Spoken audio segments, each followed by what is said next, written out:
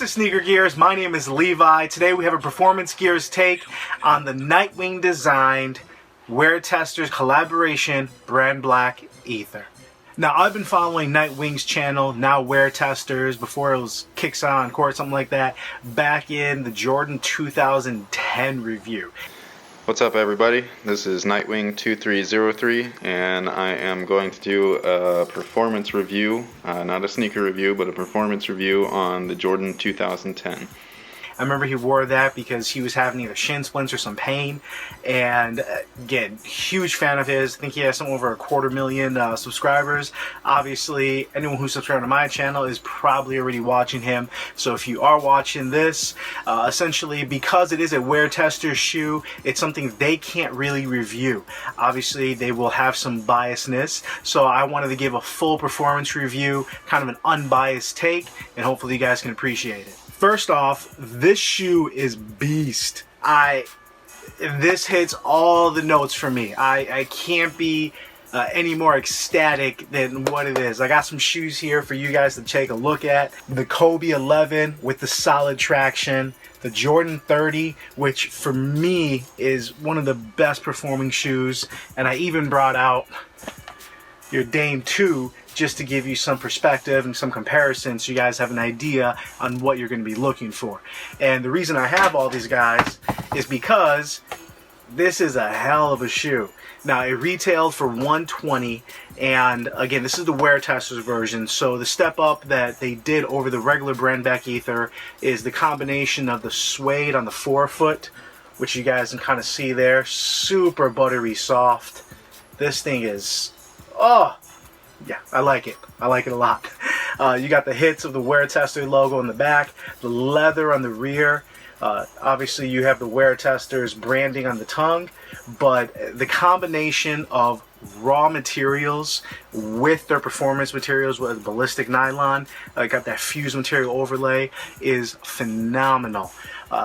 Enough of the ranting, kind of get into it. The traction, essentially, I think was a big step up from the J Crossover 3. It does use essentially the same traction pattern, and I shouldn't say essentially, it is the same. Really the only difference is the rubber compound. Now Nightwing did say he found that the gum rubber was a better performer, and I mean, the guy knows his stuff. So it actually did stick a lot better. I did not really have to wipe all that off, and you can see there's a lot of gap between each of these blades, so it almost pushes the dust away. Loved it. Traction was A1. Moving up to the cushion, one of the reasons I was excited to wear this was because I love the cushion on the JC3, but that traction was kind of lagging. I'm always wiping. There's also the support issue on the JC3, but cushion, money. So that Brandblack, I am gonna have a top 5, and kind of a spoiler alert for watching this. For me, this is #1 in that kind of middle category of cushion and responsiveness. They just hit a home run with that black foam. You kind of see the hit there where they nail it. But this thing is phenomenal as far as giving you just a little bit of bounce. And again, I'm a bigger guy, but still great responsiveness on the push off. Moving up to the support, this does use old school construction, and you can kind of see how it pulls up, almost like Chuck Taylor style. So it's a very old school approach in how to make a shoe, but this thing holds you in. And that, in combination with where they put the natural materials, I really felt locked in. When I was doing some drills, one of the tests I like to do is kind of backpedaling and then taking off, or lateral movements. You can really tell how well your foot stays in the footbed as far as when you're doing those movements and you're kind of taking off quick cuts. And this shoe kept me in tab. This was very similar to what I'm getting on the Kobe 11. This thing fits me amazing. Same thing. This locks me in. Same thing. Except this is a $200 shoe. Same thing with the Jordan 30. This is another $200 shoe, and you're getting, at least for me, and again, I'm 5'10", 245, I'm a bigger guy. See some of my other videos, I do a weightlifting, I work out. You know, I think I'm pretty quick. A lot of what I do is driving, so I'm not just playing post because I'm too short. But the same support that this offers with that hard woven and the huge heel cup, I was getting on this guy. So this thing really holds you in. I found the leather did a much better job in the J crossover with the strap kind of holding the heel in. I can't say enough. And what I liked about it at the end of the day is the fact that this is a shoe I can wear on pretty much any occasion. And I say that because you do have the raw materials, you do have kind of that grown-up design and look where you can look, you know, get your grown man game on as far as wearing something professional. But if it's time to play, it's time to play. I never have to turn someone down and say, hey, can you play? You know, do some hoops, you want to play some football. That gum rubber bottom is something I don't mind getting dirty. You can clean it up. I am a father, so whenever my son wants to play, it kind of sucks if I have some nice shoes on, and it is what it is. And this is something where it doesn't matter. I can go in the dirt, I can play in the park, I can use these in the gym. This is definitely something I do want to get a second pair of Brandblack Ethers just because of the way it's designed.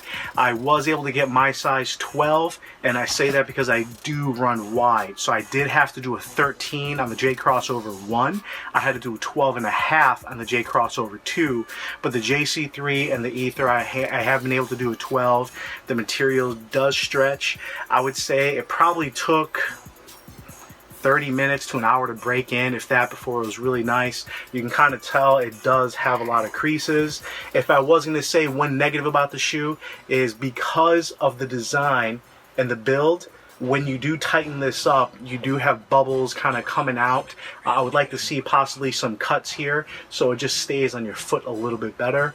On top of that, not much I would change.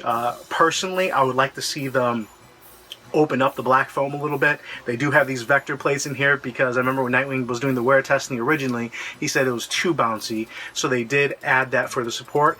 I wouldn't mind seeing a little more bounce, but at the same time, I'm incredibly happy with this. So I will be planning on picking up a different colorway. I think they had a white and gum bottom or cream. If there's a picture of that, I'll throw it up here. But yeah, this thing is amazing. If you guys wanted to hear a review, hopefully you're watching this. The Weartester group, thank you guys for putting in the time and the work. Brandblack, really appreciate you guys giving them the opportunity for the colorways and just listening to the input that they have, because Nightwing knows what he's talking about. You guys, really appreciate it. If you like that video, give it a thumbs up. Please subscribe to the channel. Check us out on Instagram and Twitter. My name is Levi with Sneaker Gears. We really appreciate you guys, and we'll come at you later.